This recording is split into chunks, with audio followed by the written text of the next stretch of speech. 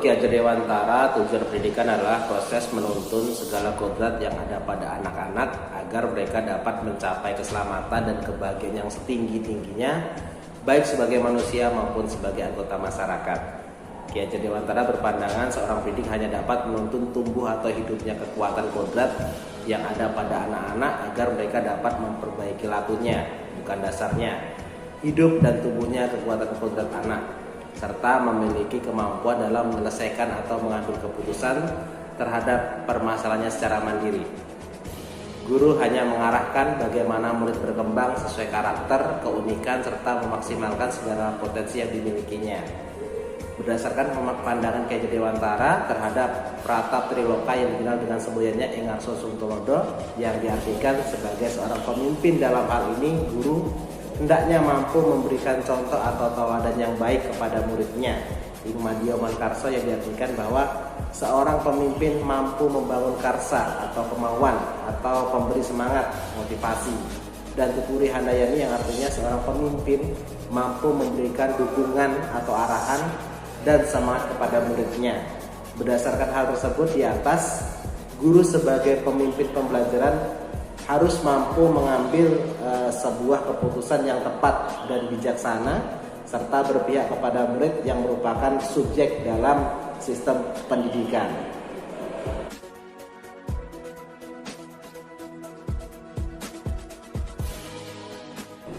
Disadari atau tidak, setiap individu termasuk juga guru memiliki nilai-nilai kebajikan yang sudah tertanam dalam dirinya. Nilai-nilai yang sifatnya berupa kebajikan universal meliputi hal-hal seperti keadilan, tanggung jawab, kejujuran, bersyukur, lurus hati, berprinsip, integritas, kasih sayang, rajin, komitmen, percaya diri, kesabaran, dan masih banyak lagi yang lainnya.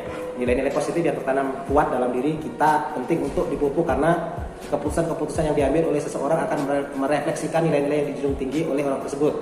Dengan nilai-nilai yang dimilikinya, seorang guru hendaknya menjadi rujukan atau teladan baik bagi murid maupun seluruh warga sekolah.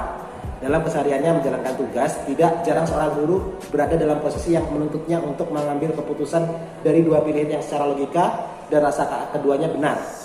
Berada pada situasi dilema etika, benar melawan benar, atau berada dalam dua pilihan antara benar melawan salah, atau rujukan moral, yang menuntut kita berpikir secara seksama untuk mengambil keputusan yang tepat.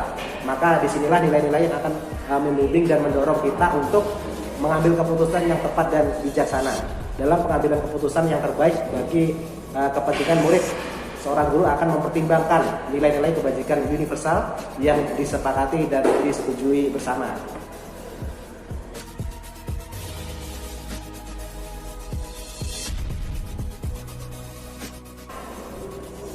Coaching merupakan keterampilan yang sangat penting dalam menggali suatu permasalahan yang sebenarnya terjadi, baik masalah dalam diri kita maupun masalah yang dimiliki orang lain.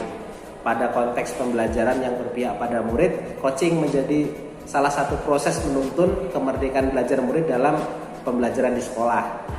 Coaching menjadi proses yang sangat penting dilakukan di sekolah, karena guru dalam hal ini sebagai coach akan menggali potensi yang dimiliki oleh muridnya dengan memberi pertanyaan pemantik sehingga murid dapat menemukan potensi yang terpendam dalam dirinya untuk dapat menyelesaikan permasalahan-permasalahan yang dihadapinya tanpa paksaan dan campur tangan orang lain, serta mampu mengambil keputusan yang tepat dengan resiko yang paling kecil.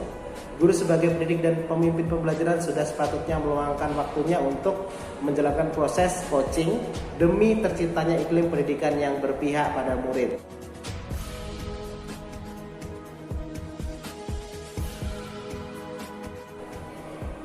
Seorang guru sebagai pemimpin pembelajaran di kelas sudah seyogyanya harus bisa mengetahui dan memahami kondisi sosial dan emosional dari muridnya. Selain itu, untuk dapat membentuk dan mewujudkan profil pelajar Pancasila, seorang murid harus mampu menyelesaikan permasalahannya dalam belajar sehingga tidak menjadi dilema bagi mereka untuk sekarang maupun yang akan datang. Guru juga penting untuk memahami aspek sosial dan emosionalnya agar mereka mampu mengambil keputusan yang tepat dan bijaksana dalam menyelesaikan persoalan pembelajaran baik di kelas maupun di lingkungan sekolah.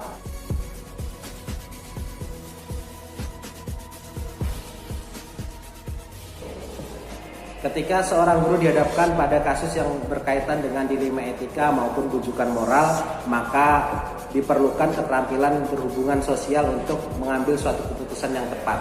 Dalam hal ini, andai saya dihadapkan dengan suatu kasus di 5 etika, maka saya akan melihat permasalahan dari berbagai sudut pandang dan berusaha menggunakan 3 prinsip pengambilan keputusan, 4 paradigma dan 9 langkah pengujian dan pengambilan keputusan, di mana dasar dari keseluruhannya adalah nilai-nilai yang saya miliki. Nilai-nilai dalam diri seorang guru akan mempengaruhi dirinya dalam mengambil sebuah keputusan. Jika nilai-nilai yang dianutnya adalah nilai-nilai positif, maka keputusan yang diambil akan tepat, benar, dapat dipertanggungjawabkan dan dilakukan demi kebaikan orang banyak. Sebaliknya, jika seorang guru belum memiliki nilai-nilai yang positif atau sudah kehilangan idealismenya sebagai seorang guru, maka keputusan yang diambil akan cenderung digunakan untuk mengutamakan kepentingan pribadi atau golongan dan tidak dapat dipertanggungjawabkan.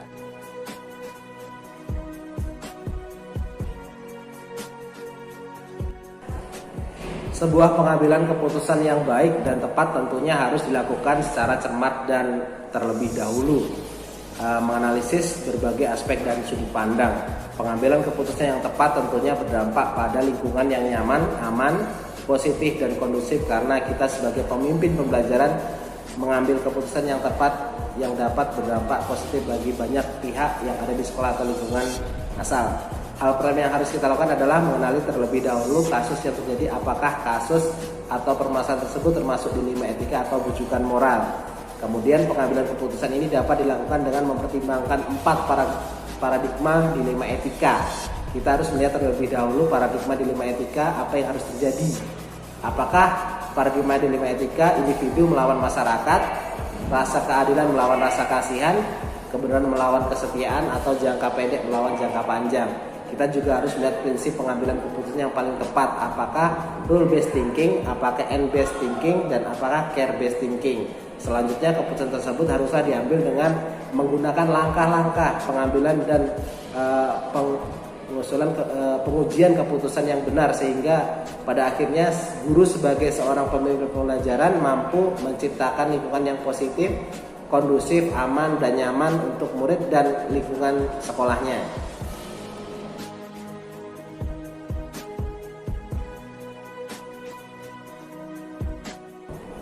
Sebagai seorang guru tentunya mengalami dan dihadapkan dengan berbagai permasalahan dari waktu ke waktu yang menuntut dilakukannya pengambilan sebuah keputusan. Permasalahan dan situasi yang dihadapi perlu untuk dicermati dan dianalisis dengan seksama agar kita tidak terjebak pada pengambilan suatu keputusan yang salah karena kurang mampu dalam menelaah situasi yang dihadapi secara jelas, apakah termasuk di 5 etika ataukah rujukan moral. Ketika dihadapkan dengan situasi di 5 etika, tentu ada kalanya kita mengalami kesulitan-kesulitan dalam menjalankan pengambilan keputusan tersebut. Kesulitan muncul bisa disebabkan karena berbagai faktor, misalnya karena masalah perubahan paradigma dan budaya sekolah yang sudah dilakukan selama bertahun-tahun, masih minimnya pengetahuan dan pengalaman yang saya miliki dalam menyelesaikan situasi permasalahan yang dihadapi, kekhawatiran apakah keputusan yang diambil merupakan keputusan yang tepat dan dapat mengakomodir kepentingan orang banyak serta tidak mencederai pihak lainnya, dan adanya perbedaan mindset dan sudut pandang yang menyebabkan sulitnya menemukan solusi atau kesepakatan yang dapat diterima oleh setiap pihak yang terlibat.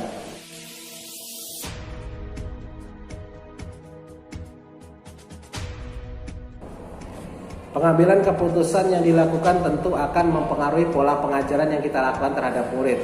Pada konteks Merdeka Belajar, proses pembelajaran yang dilakukan adalah yang berpihak pada murid. Karena itu keputusan diambil sebagai bentuk proses dalam menuntun murid untuk merdeka, tumbuh dan berkembang sesuai dengan kodrat alam, zaman dan potensi yang dimilikinya. Hendaknya guru memberikan ruang bagi murid dalam proses pengajaran untuk merdeka, mengemukakan pendapat dan mengekspresikan bakat dan potensi yang dimilikinya. Dengan demikian murid-murid dapat belajar mengambil keputusan yang sesuai dengan pilihannya sendiri tanpa paksaan dan campur tangan orang lain. Karena pada dasarnya tujuan pembelajaran adalah dapat memberikan keselamatan dan kebahagiaan pada murid.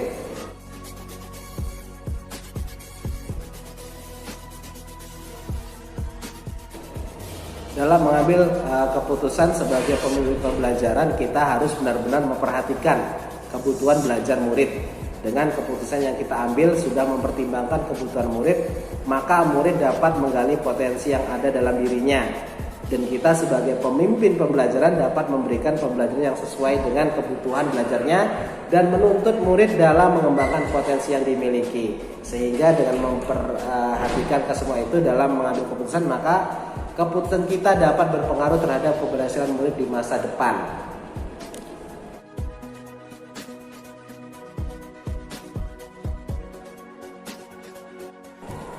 Pembelajaran dan pengalaman yang saya peroleh dari mempelajari modul 3.1 terkait pengambilan keputusan sebagai pemimpin pembelajaran adalah bahwa seorang pendidik merupakan pilar utama dalam dunia pendidikan yang berinteraksi langsung dengan murid, sehingga sering dihadapkan oleh situasi dan problematika yang mengharuskan dilakukannya pengambilan keputusan. Tentunya harapan dari pengambilan keputusan yang dilakukan itu ini bukanlah suatu keputusan yang gegabah dan terburu-buru yang kemudian tidak mempertimbangkan konsekuensinya dan situasi yang tak terduga lainnya di masa depan serta mencederai pihak lainnya. Pengambilan keputusan yang dilakukan merupakan rangkaian proses yang harus dilakukan dengan penuh cermat dan kehati-hatian dalam menentukan sikap dan langkah tindakan dari berbagai kemungkinan situasi yang ada. Adapun dengan modul-modul sebelumnya, pembelajaran pada modul ini merupakan suatu yang saling berkaitan, sebagaimana dijelaskan oleh Ki Hajar Dewantara bahwa pendidikan bertujuan menuntun segala proses dan kodrat atau potensi anak untuk mencapai sebuah keselamatan dalam kebahagiaan yang setinggi-tingginya, baik untuk dirinya sendiri, sekolah maupun masyarakat. Dalam melaksanakan proses pembelajaran, guru harus mampu melihat dan memahami kebutuhan belajar muridnya, serta mampu mengelola kompetensi sosial dan emosional yang dimiliki dalam mengambil sebuah keputusan sebagai pemimpin pembelajaran. Selain itu, coaching juga menjadi salah satu usaha yang dilakukan oleh seorang pendidik dalam menuntun murid untuk memaksimalkan segala potensi yang dimiliki dalam menyelesaikan permasalahan yang dihadapi. Proses coaching ini dilakukan dengan menjalin dan membangun hubungan kolaborasi dengan menggunakan komunikasi asertif serta mengajukan pertanyaan-pertanyaan reflektif yang menstimulus murid dalam mengeksplorasi potensi yang dimiliki untuk mengatasi permasalahan yang dihadapi. Coaching sendiri tidak hanya dilakukan pada murid, tetapi dapat juga diterapkan untuk membantu rekan guru atau seluruh warga sekolah untuk menciptakan kondisi yang aman, nyaman, dan membangun kebiasaan atau budaya positif sekolah.